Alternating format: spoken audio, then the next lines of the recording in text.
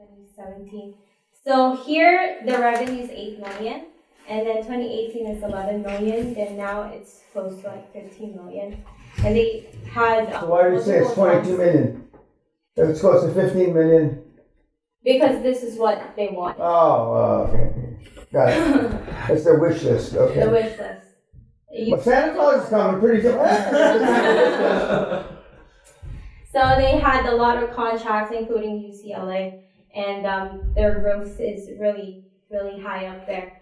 The reason why they want to exit the 40-year-old because they just want, they said they want to exit and probably they want to start a new company.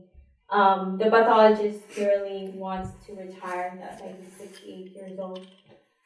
The owner wants 15 million down, and seller finance the rest and joint venture. And the twist part about it is this star salesperson, who's the rainmaker. They made him just recently. Is he a high ticket closer? Yes. That's an ultra high ticket. They're $150K a month. Yeah. Compensation. And they dropped his salary down to 50K a month. And then We're doing what? fucking closing. Yeah, but I mean, Talking to a lot of doctors. Yeah, but I mean, how in the EBITDA is that reflected that he gets paid? Yeah, this is Right. it's questionable. These are the questions we're asking. Yeah. You've already listed it. Yeah. Is he related? Is he fucking any one of the three? They're not. They're not. That's They're all the same not blood relatives. They Is make he Filipino? Is he Asian? Is he a fucking thieving Indian? This is white, this is Mexican, this is Indian. Lock. And what's the doctor? White. You can keep him. I don't know the nationality of this one. Yeah, well, I mean, They made him part of the owner. So now They lowered it to 50K a month and make him 1/4 owner. Do you think a high ticket closer like that guy doesn't have a back deal? Oh, fuck. There's something going on. There's something going on there. But I want to give them something for sure. yeah, well, I mean, when I looked at that, I thought that was 150 a year. I just want to. It's a month. Yeah, and they added that back to EBITDA to spruce up the number, right? They want to pump up the number with an They add want to back that's pump irrelevant. up the number Right. to 3.95 to 4.95. That's what they wanted. 50 Now, guys, million. I know you take time to find these deals, but I would have not talked to this person more than. They send you all this info? Yes. I'd have one of my assistants. Thank you very much for the information, but we'll pass on this opportunity. It's too complicated. But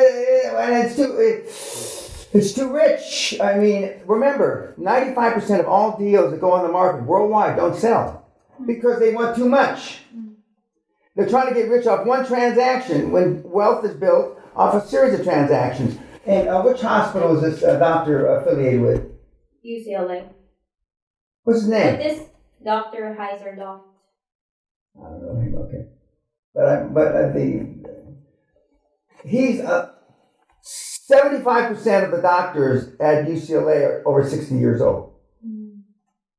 That's where our oldest son spent a lot of time in the child psychiatry department with Mark D'Antonio, but who's about 68 now. Mark, he's got nothing to sell. I'm going to have a drink with him when I go to LA in a few years. I'm going to say, after 40 years of illustrious career, you got nothing to sell. Because he always spent his time in his practice with the kids. And now the young kids don't like to go to psychiatrists. So the fact that you're the head of the child psychiatric department at UCLA Medical Center doesn't mean dick. Okay, back to this. This is 100% seller finance. I'll give you 25 million. 25 million. 100% seller finance. Over 15 years. No interest, no principal, first 5 years. Take it or leave it. Okay. High ticket.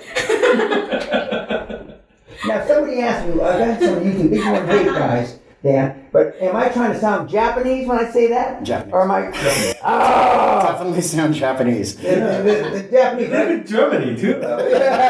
But when Dan or Derek and I used to play in golf tournaments, the Japanese guys used to big fucking hitter. He hit the ball 400 yards, you know. And but so I just take it closer.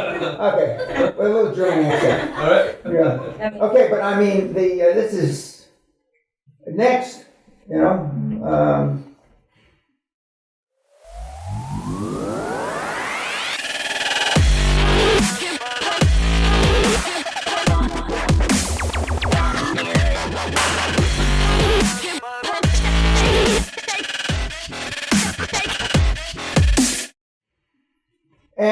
And then you're gonna have to, even if it went through, you'd have to have non-competes, which unless you're gonna fight for it, non-competes aren't worth anything. The two 40-year-olds aren't gonna retire.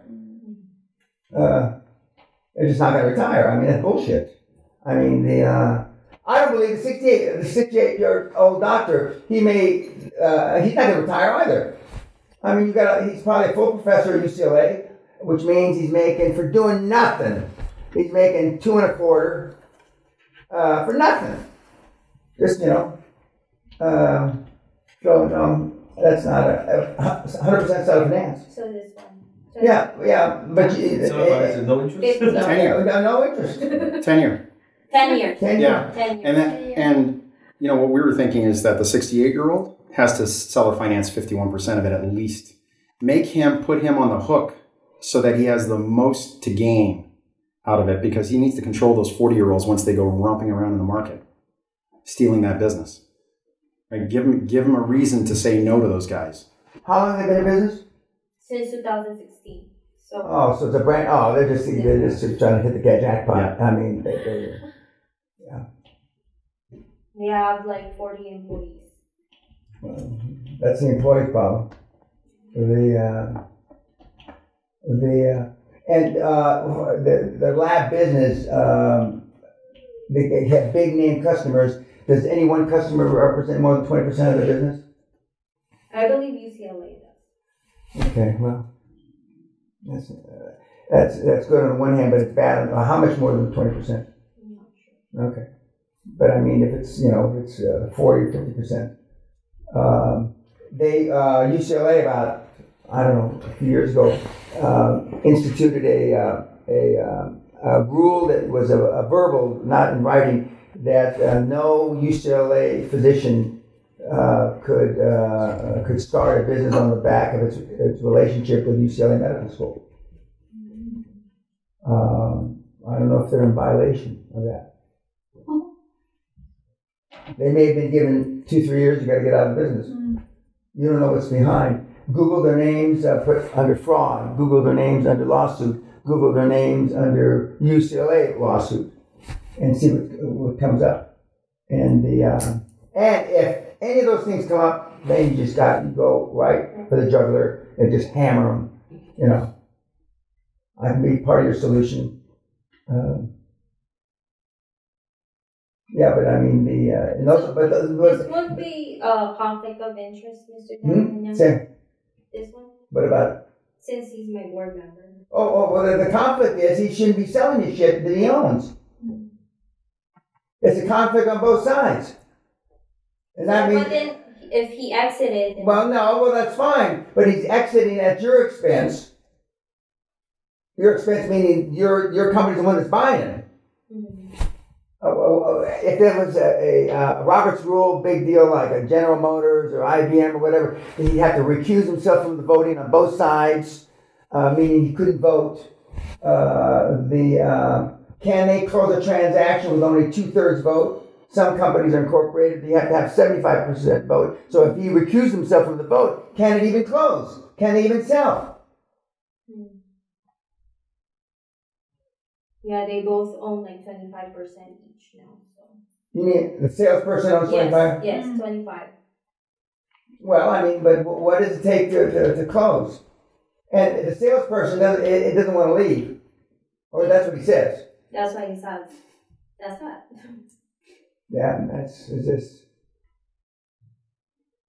normally I would just say something to the effect, when you get this deal cleaned up, let me know. But I'm not interested at this stage. It's too much bullshit. And it's just like Simon the Bell, for those of you that saw his webinar, $3.9 billion, 2.5 years. He only got 31 million. It's not any amount of money. He only got paid 31 million bucks after 2.5 years. But he says if I had it to do over again, and it was much more complicated than this. But if I had it to do over again, I would have never even wasted my time on this guy. I would have listened to Dan, and Dan Healthcare. I could have done 10 deals by now. 10 deals by now. And either the deal is hot or not. Either the deal is hot or not. Yeah, well, to me, it's not hot. But most of the deals, the other two groups, three groups I've been to, who got a deal that the good news is they all got the deals from cold calls. Or at least that's what they said. Okay. For the YouTube. And, but all the deals I would pass on. And I told them. Then how do you view when you approach a deal, any deal, in your mind, the percentage in terms of seller financing? Like that's. I always try to get 100% seller finance. It's shock and awe. I go for shock and awe offer. Okay. I piss them off offer. Okay. It's like the Persian rug guy. This rug has got 3 million stitches in it. It took 7 billion man years, and they did it on a machine last week. But they asked 42 billion rupee or whatever the currency is.